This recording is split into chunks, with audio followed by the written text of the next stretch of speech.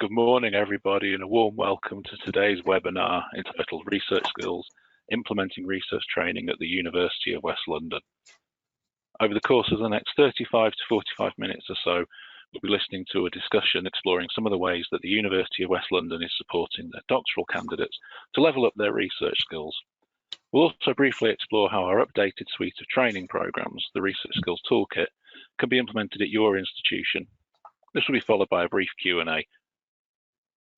You'll hear from 4 people today. Firstly, from Epigeum, you'll hear from myself, Matthew O'Donoghue. I'm a marketing executive at Epigeum.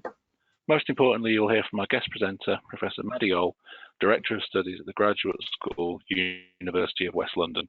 We're very grateful to Maddie for her time and for sharing their highly effective research skills training for their doctoral candidates. Thirdly, Nick Broom is one of our senior learning consultants, and he'll be running through a few ways in which other institutions have implemented our Research Skills Toolkit, which is used by the University of West London as part of their training. And finally, Elizabeth Kingston, a commissioning editor for the Research Skills Toolkit, is here to answer any questions you may have about the toolkit. Moving on to what we'll be covering today in a little more detail. Firstly, Nick will be giving a very brief overview of the Research Skills Toolkit, the suite of online training programs that supports postgraduate researchers from their masters to the completion of their PhD. This will be followed by Maddie discussing the University of West London's implementation of the toolkit and their methods of support to develop the research skills of all of their doctoral candidates. Nick will then take a brief look at some other implementation tools for the toolkit, and we'll then wrap up by answering any questions or comments that you may have. Speaking of questions, everyone on the call today is currently muted to help avoid any audio issues. However, please do get involved and ask any questions. You should all be able to see a control panel for the GoToWebinar software we're using today. The panel is normally at the top or on the right-hand side of your screen and can be expanded or hidden by clicking on a white arrow on an orange background. Within the control panel, you should see a questions drop-down where you'll be able to type in your questions or comments. Just a quick note that the webinar will be recorded and we'll share the recording after the webinar is finished. I'll now pass you on to Nick Broom for a short exploration of the Research Skills Toolkit. Thanks, Matthew. So yes, I've been fortunate to work with the University of West London on the Research Skills Programme since 2015.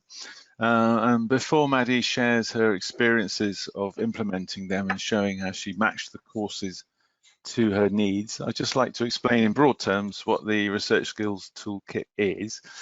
So the Research Skills Toolkit is a suite of flexible, streamlined and comprehensive training programs that build the knowledge and skills that are essential to becoming a first-class researcher.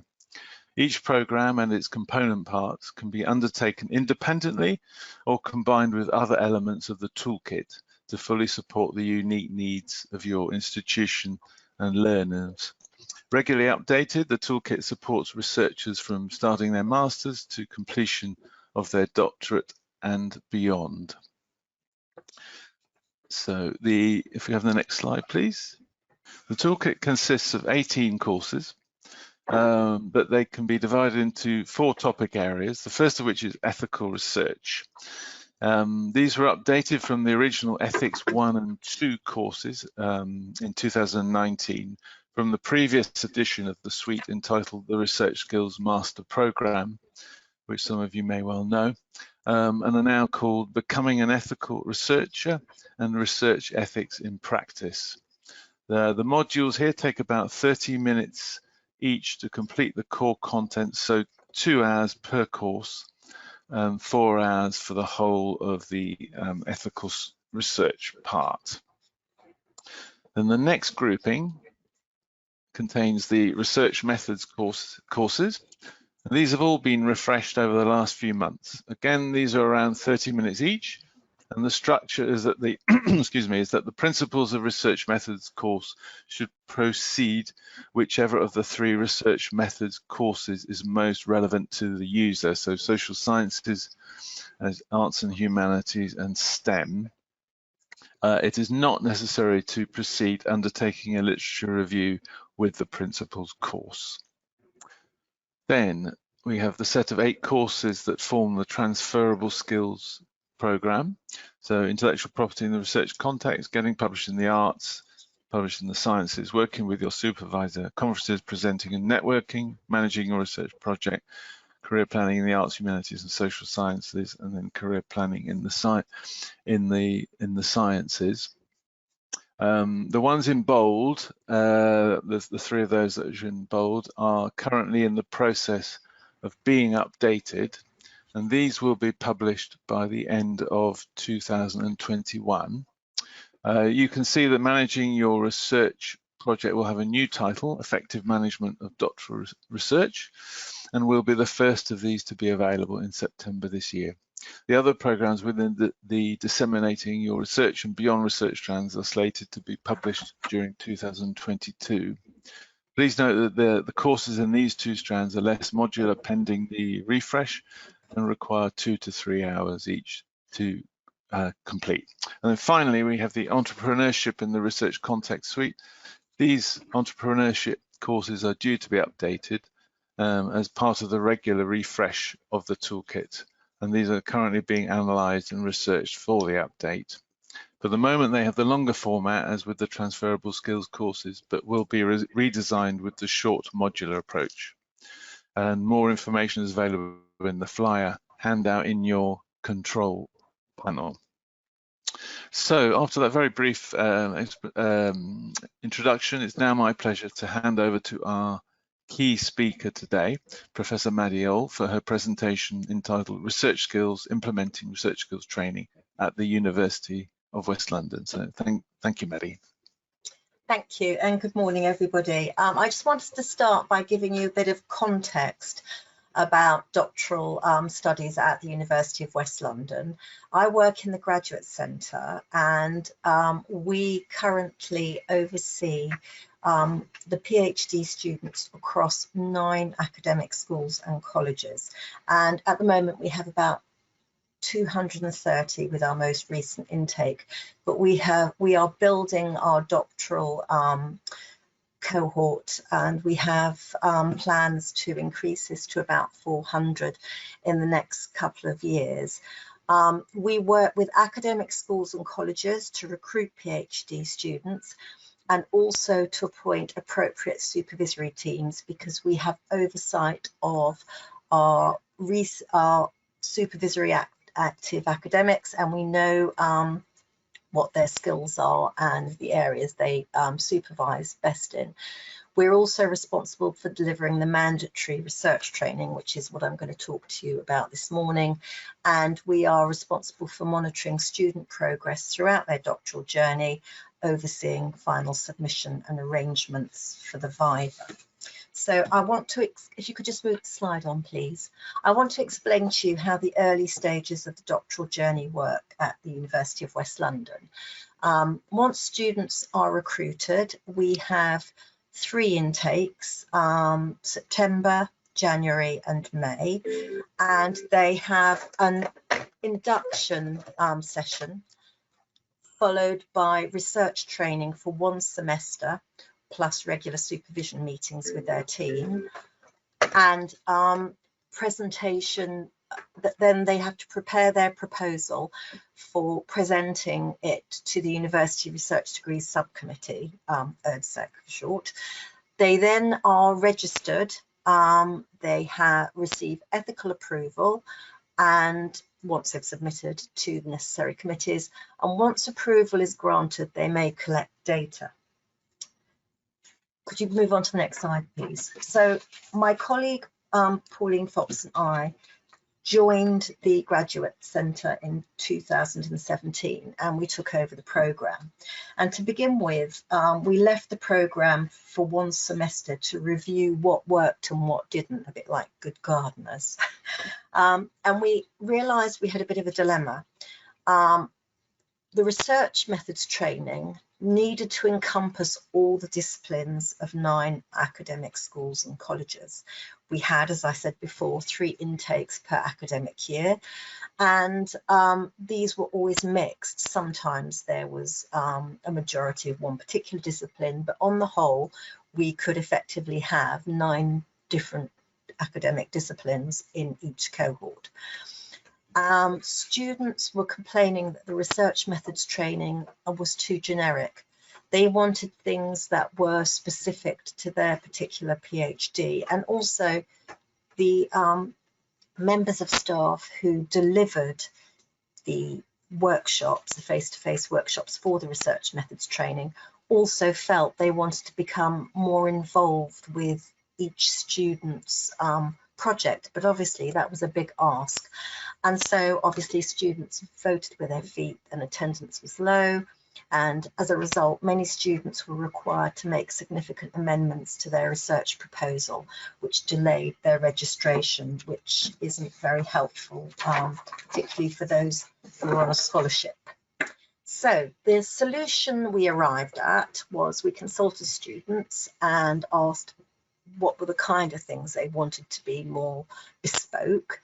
And we reviewed the existing research methods training resources we already delivered at the University of West London. And we too realised that what we provided was too generic to engage them and was also very front-loaded. So whilst we still decided to provide a 10-week course after induction to support development of the research proposal, which is necessary for the registration with the University Research Degrees Subcommittee, we realised that students were receiving research methods sessions and they may not be ready to use that until after they've collected their data a couple of years into the PhD. So we decided that we would supplement the 10-week upfront programme with a programme of research training that is optional and can be undertaken throughout their doctoral studies. And this served two purposes. It meant students could revisit areas when they were actually at that stage of their PhD. It also meant that we could provide sessions that were more bespoke to individual disciplines. So now, for example, we in these supplementary research workshops, we have such things as IP and knowledge exchange, or doctoral writing and using feedback, or preparing for transfer from MPhil to PhD. And then we have bespoke research method sessions that are more advanced for the arts and humanities, for example, for social sciences, and for science and technology.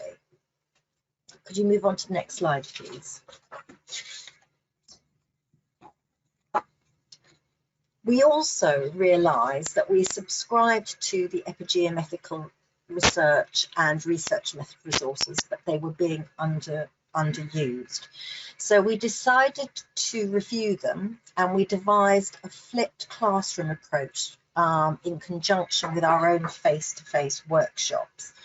And how it works is that after each workshop, we circulate a worksheet for the Epigeum module, which we have matched to the following week's session so students can prepare.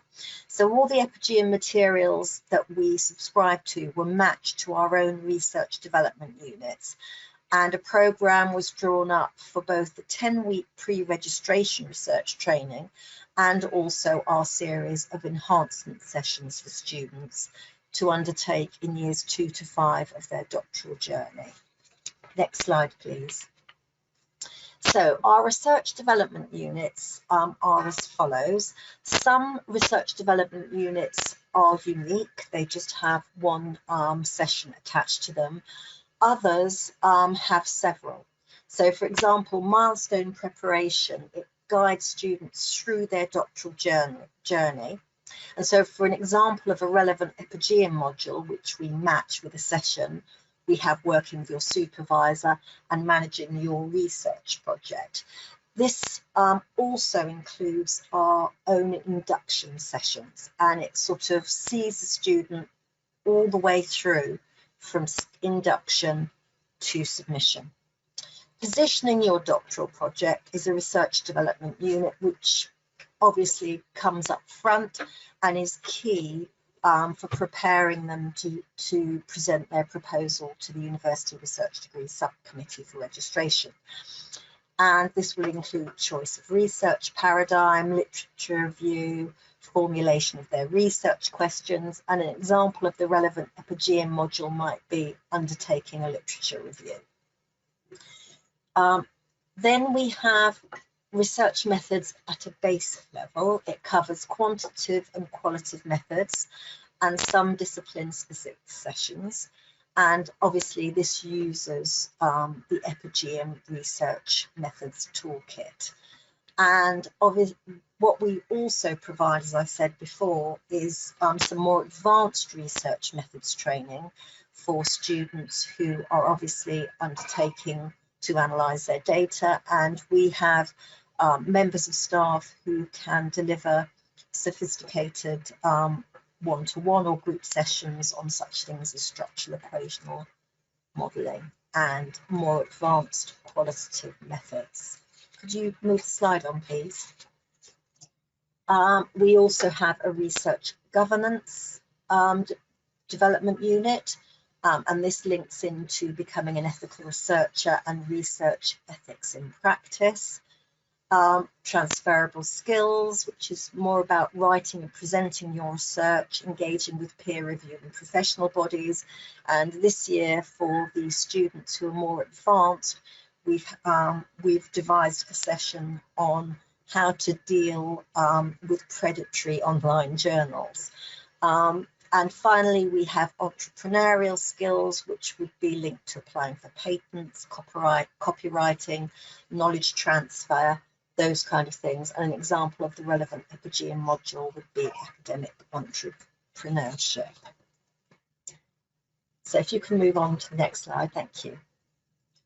So therefore, a full-time student will need to complete 5 research development units in their first year, and most of these are in order to complete their registration with their proposal being accepted by ERSEC, and then 2 for each subsequent year until completion, so that's 9 in total. Students are free to revisit research development units. They can go back and take them several times, and we find students do this and they find it very helpful. Part-time and distance learning students need only complete 3 research developments in their first year and then 2 in each subsequent year of study. Most of the early research development units will be generic, and these are necessary to build student skills towards them becoming an independent researcher. Some RDUs are discipline specific, and for these, students will have a choice of which session to attend. So by doing this, we have been able to ensure that we have the generic areas covered that students need, although sometimes they don't recognise that, plus specific, more bespoke disciplinary sessions. And by doing this flipped classroom approach, it has enabled the staff that deliver the sessions when we do our own face-to-face, or currently these are webinars, online sessions, to be able to talk about student work and give activities that are more individualized to different groups of students. For example, if we have a load of computing and engineering students in a particular cohort, or social sciences. So as a result, we found that attendance is good. It ranges between about 90 to 100% for each cohort currently. Engagement with the Epigeum material beforehand is similar, and we track stats through our virtual learning environment, Blackboard. And students are now more likely to be registered at the first presentation at ERSEC, and those who are not tend to receive less amendments. And we have been tracking students, and we find those who sometimes don't attend are ones most likely to struggle when they come to present their proposal. In the research methods question in the PRES for 2020, we were delighted to receive a rating of 90% satisfaction, and the qualitative comments were equally complimentary. Could you move on to the next slide? We're so pleased with how the Epigeum materials have worked with students. We are devising a similar approach for our supervision training using the Epigeum program Supervising Doctoral Studies. We piloted the materials with staff beforehand, and they gave us the thumbs up. and we're in the first year of rollout, but already roughly 50% of our staff who actively supervise have undertaken the course online. And we supplement this once again with webinars led by our team. And recently we have noticed that attendance has doubled at these, which is very pleasing. So if anyone's got any questions, I'd be very happy to answer those at the end. Thank you. Great. Thank you very much, Maddie. Very interesting presentation, and congratulations as well for you, the wonderful work that you, Pauline, and your team are doing at UWL. As I mentioned before, I've been working with UWL since 2015, so not only on implementing the toolkit, but also 2 other courses held by the university. One that you've just mentioned, supervising doctoral studies, and then the previous one, which UWL was a member of the development group for, which was skills and attributes for career success. Sometimes implementation strategies are transferred over from other programs within the same institution, but a main part of my role is to share best practice amongst our customer institutions via meetings, webinars such as this, and case studies. Therefore, in this next very short section, I wanted to highlight a few strategies that other universities have adopted in rolling out the Research Skills Toolkit. One aspect used within a sort of blended learning approach is to time release the modules, so that in tandem with a workshop, the students can only proceed to the next one once they've completed both the online module and attended the related workshop. I should mention here that for most courses we provide an instructor manual which contains ideas for activities that bridge the online material with the workshop.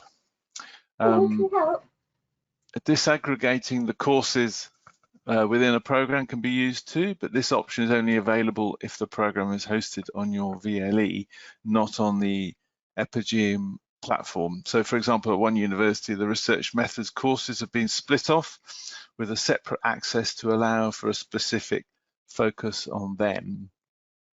If it's not possible to make the course mandatory, a popular strategy is embedding part of it perhaps in other training which is compulsory or at least very strongly recommended.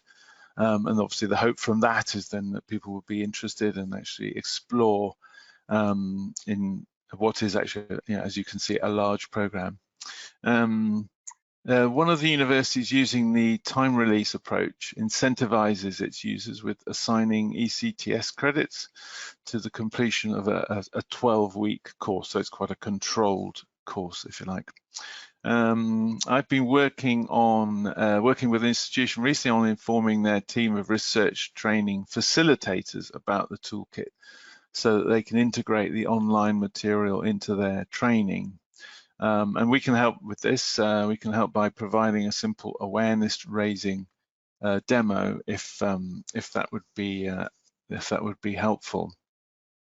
This also helps to raise awareness generally of what is available from Epigeum at the university. And some make the 2 ethical research courses compulsory for their ethics committee members. That's a growing tendency that we've seen. And another tendency is, especially for those with unlimited access in terms of numbers to the toolkit, is to make it available to final year undergraduates as well. So there's just a few strategies that people have been applying in various institutions that I and my colleague John Wakeford work with, indeed a colleague Claire in Australia.